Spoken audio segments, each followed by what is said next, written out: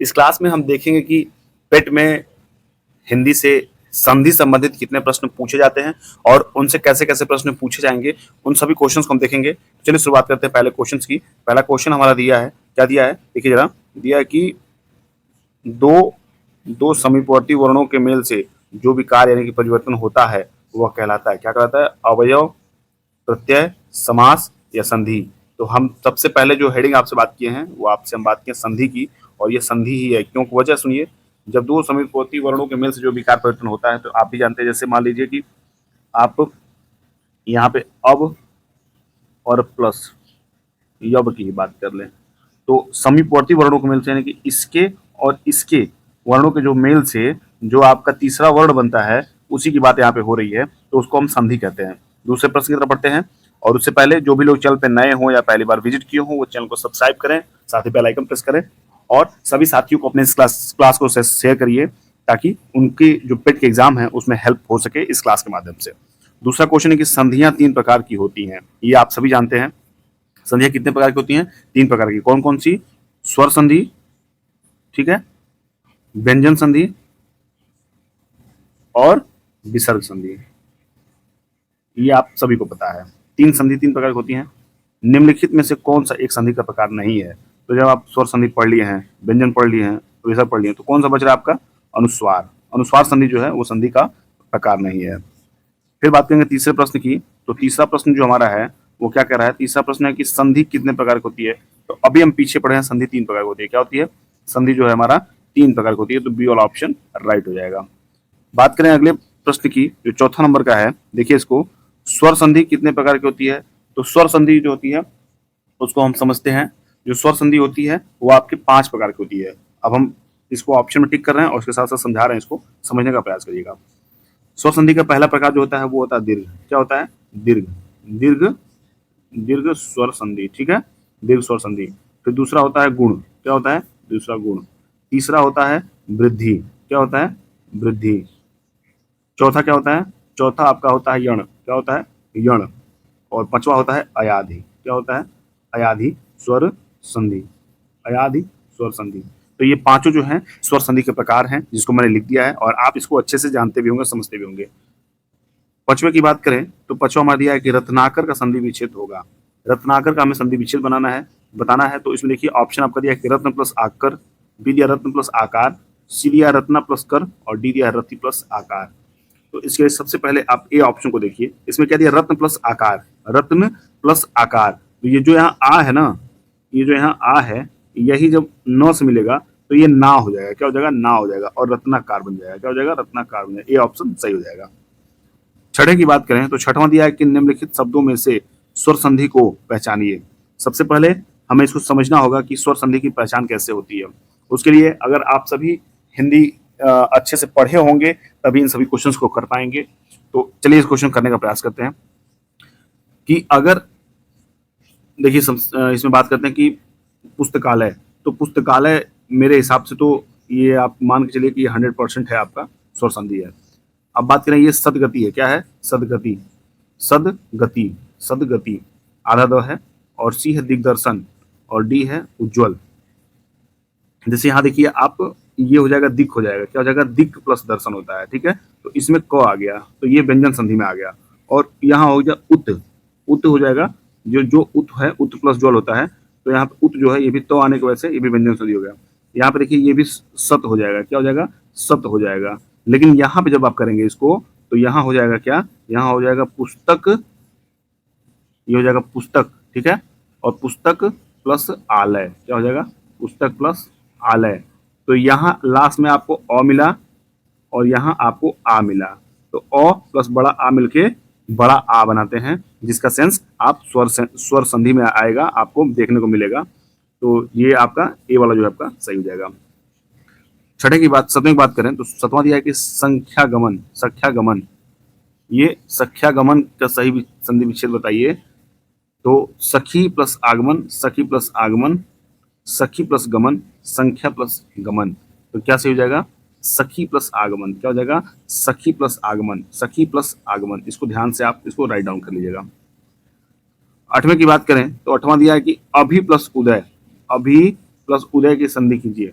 अभि प्लस उदय की संधि कीजिए तो देखिए अभ्युदय, मतलब अभि प्लस उदय की जो संधि है वो आपको बताना है, अभ्युदय, अभ्युदय या अभिउदय। तो क्या सही हो जाएगा? अभ्युदय होता है, अभ्युदय। क्या हो जाएगा? अभ्युदय, अभ्युदय हो जाएगा। अभि प्लस उदय, अभ्युदय। तो इसको नोट डाउन कर लीजिएगा आप, इसका ए ऑप्शन सही हो जाएगा। बात करेंगे 9वें क्वेश्चन की, तो 9वां क्वेश्चन आपका दिया है, क्या दिया है? रीति प्लस अनुसार की संधि है। रीति प्लस अनुसार की संधि है, तो क्या संधि है रीति प्लस अनुसार की? तो रीति प्लस अनुसार की रीति अनुसार, रीति अनुसार, रीत्यानुसार या रीति अनुसार। तो इसका सही आंसर हो जाएगा वो रीत्य अनुसार हो जाएगा। क्या हो जाएगा? रीत्य अनुसार हो जाएगा, रीत्य अनुसार हो जाएगा। क्या हो जाएगा? रीत्य अनुसार हो जाएगा।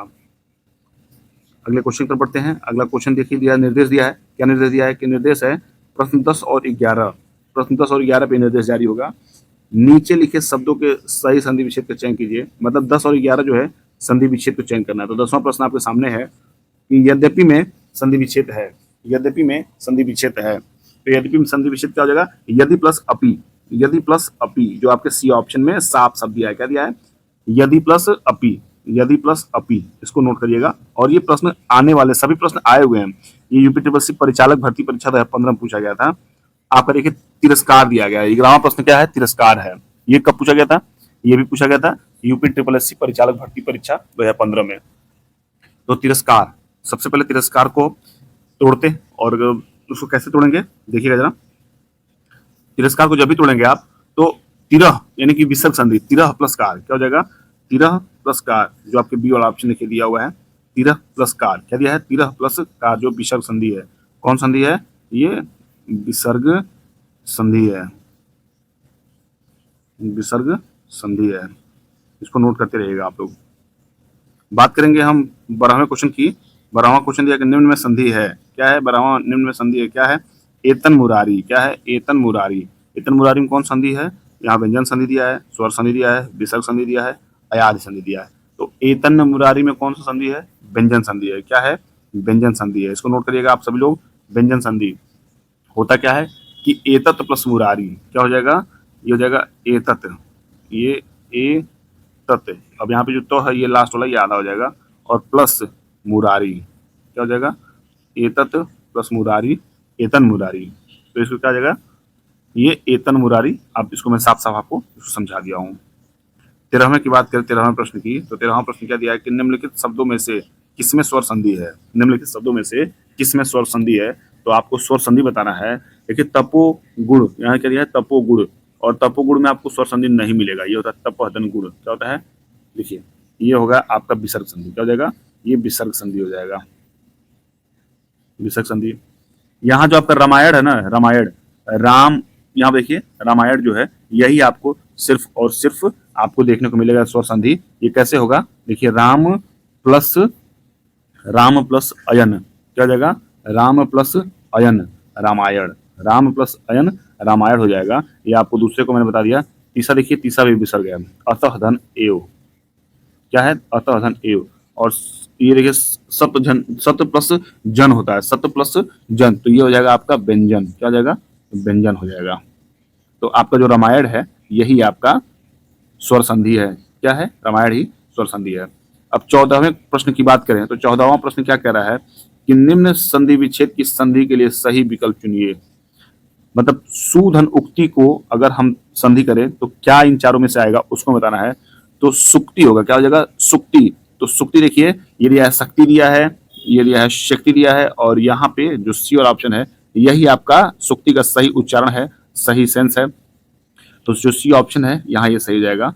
और बात करें इस क्लास के लास्ट क्वेश्चन की, जो 15वां क्वेश्चन है, सुक्ति का सही संधि विच्छेद है। तो देखिए अभी हम जस्ट इसके पहले सुक्ति के बारे में पढ़े हैं, और ये कहाँ पूछा गया है? यूपी ट्रिपल सी संयुक्त चिकित्सा सेवा प्रतिमाह परीक्षा में 2015 में, और ये भी जो है आपकी कनिष्ठ सहायक परीक्षा में पूछा गया है।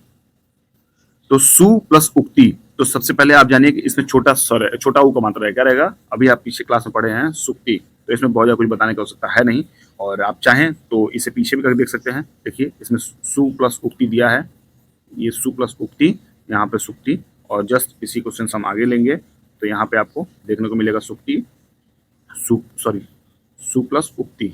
ठीक है, तो इस तरह ये क्लास और ये क्वेश्चन यहाँ समाप्त होते हैं।